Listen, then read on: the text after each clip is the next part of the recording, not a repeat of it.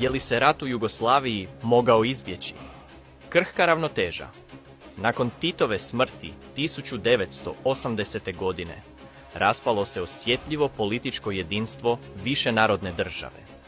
Da je postojao jasan plan prijelaza ka novoj federaciji sa snažnom, neutralnom centralnom vlašću pod međunarodnim nadzorom, raspad bi možda bio miran. Ne, nepovjerenje i nacionalizmi su rasli.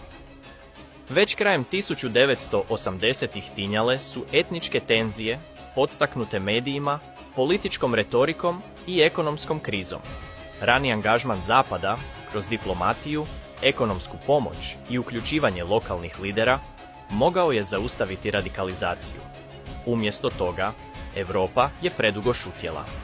Kada su Slovenija i Hrvatska proglasile nezavisnost, nije postojala jedinstvena mirovna strategija.